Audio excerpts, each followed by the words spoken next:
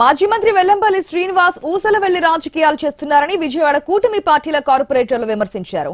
వెల్లంపల్లి శ్రీనివాస్ మారని పార్టీ లేదని, ఆయనకు ఎమ్మెల్యే టికెట్ ఇప్పించింది వంగవీటి రాధా అని అన్నారు.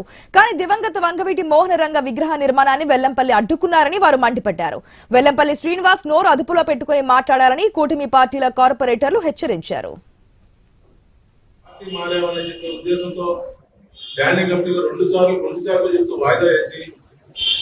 వెనకాల నుంచి మొత్తం నడుస్తూ రాజకీయాలు నడుస్తూ ఇలా ప్రజలను ఇబ్బంది పెట్టడం నిజంగా ఇటువంటి నాయకులు చెల్లుబాటు ఉంది. ప్రజలకి సరిగ్గా గుణపాఠం తప్పనిసరిగా చెప్తారని చెప్పి కూడా మేము తెలియజేస్తున్నాం.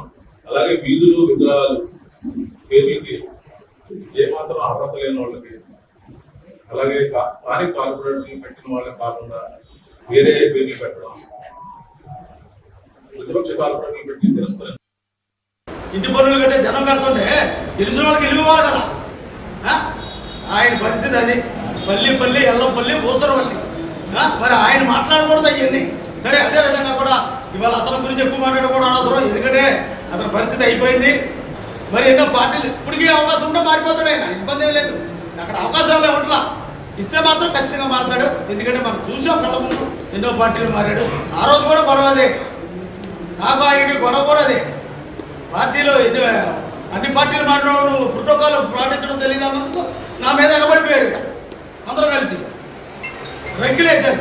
సరే, ఏమైతేలే కానీ ఇప్పుడు ప్రతి మనిషి కూడా రోజు అనేది ఒకటి వస్తుంది. సరే, అది భాగం అనే. రెండోది ఏంటంటే అధికారం అనేది శాశ్వతం కాదు.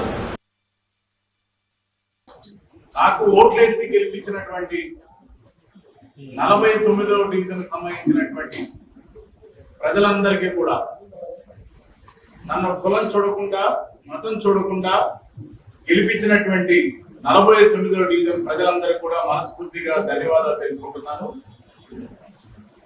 ఈ 5 ఏళ్లలో ఏ అవకతవకలకి పాల్పడకుండా ప్రజలకి మెరుగైనటువంటి సేవలు అందించడం జరిగింది.